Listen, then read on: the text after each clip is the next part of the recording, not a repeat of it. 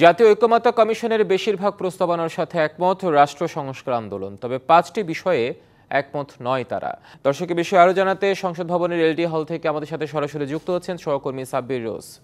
সাব্বিরের আগের বুলেটিন আপনি যেমনটি জানিয়েছিলেন যে প্রতিনিধি দল আসবে বিএনপির, সেখানে সালাউদ্দিনের নেতৃত্বে, তারা এখন পর্যন্ত আসতে পেরেছে কিনা এবং সুপারিশ কি হতে পারে সে বিষয়ে এখন পর্যন্ত আপনার কোনো কিছু জানার সুযোগ হয়েছে কিনা? ধন্যবাদ হিমাদ্রি। কিছুক্ষণ আগে ঠিক কিছুক্ষণ আগেই বিএনপির স্থায়ী কমিটির সদস্য সালাউদ্দিন আহমেদের নেতৃত্বে একটি প্রতিনিধি দল ঐকমত্য কমিশনে তাদের যে প্রস্তাবনা রয়েছে সেই প্রস্তাবনা প্রতিবেদন যেটি রয়েছে সেটি জমা দেওয়ার জন্য এসেছেন।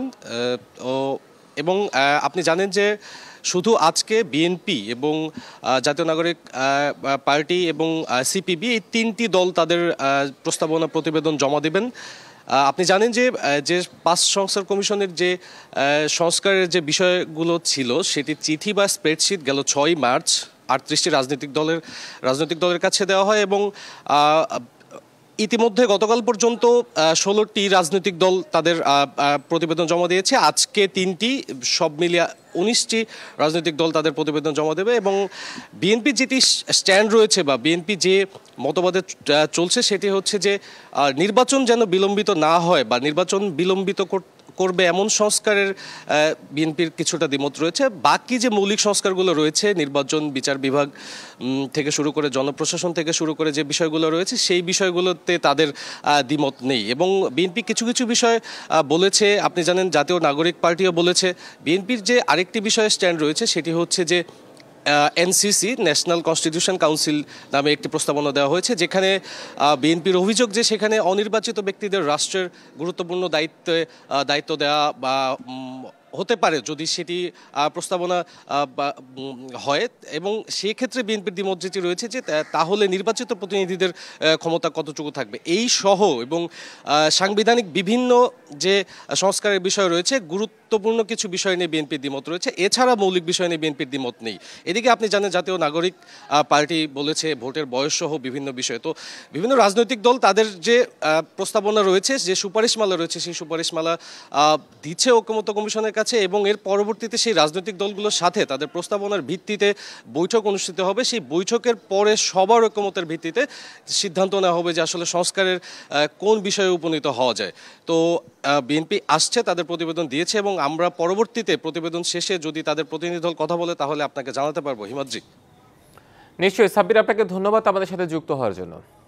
দর্শক, নিজেদের সংস্কার প্রস্তাব তুলে ধরার পর গণমাধ্যমে কথা বলছেন বিএনপি নেতা সালাউদ্দিন। আমরা এখন সরাসরি সেখানে যুক্ত হচ্ছি। মন্তব্যের কলামে দিয়েছি, হ্যাঁ নাতে দিয়েছি।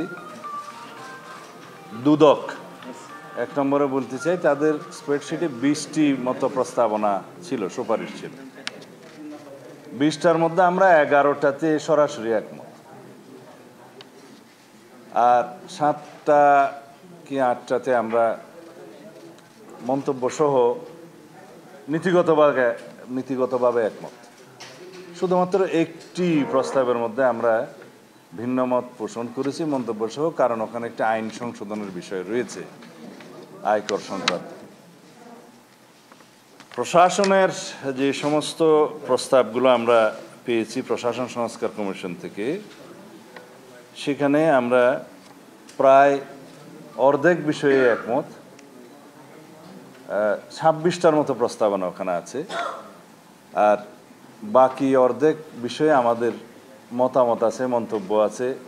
বিস্তারিত আলাপ আলোচনার মধ্য দিয়ে সেগুলো একটা জায়গায় আসা যাবে। তার মধ্যে একটি গুরুত্বপূর্ণ বিষয় হচ্ছে কর্মকর্তাদের, অফিসারদের সচিব পর্যায়ে পদোন্নতির জন্য বিভিন্ন স্টেজ থেকে বিদ্যমান এসএসবি ব্যবস্থা বাতিলের একটা সুপারিশ করা হয়েছে, যার সাথে আমরা একমত নই। তার পরিবর্তে মন্ত্রিপরিষদ কমিটি করার একটা প্রস্তাবনা দেওয়া হয়েছে। আমরা মনে করি তার মধ্য দিয়ে এখানে প্রশাসনে রাজনীতিকরণ হওয়ার সম্ভাবনা আছে, সেই জন্য আমরা এটা দ্বিমত পোষণ করছি। আর একটা বিষয়ে প্রমোশনের ক্ষেত্রে প্রস্তাবনা যেটা দেওয়া হয়েছে সেটা আদালতের একটি রায় আছে, সেই আদালতের রায় বহাল থাকা অবস্থায় ওই বিষয়ে আমরা কোনো মন্তব্য করতে চাইনি। এটা স্ট্যাটাস কো রাখাটাই আমরা বাঞ্ছনীয় মনে করি। বিচার বিভাগের ক্ষেত্রে প্রায় সকল প্রস্তাবের সাথে আমরা একমত। যেহেতু আপনারা জানেন যে আমরা আমাদের 31 দফা প্রস্তাবের মধ্যে বিচার বিভাগের পূর্ণাঙ্গ স্বাধীনতার জন্য অনেকগুলো প্রস্তাব আমরা ওখানে দিয়েছিলাম।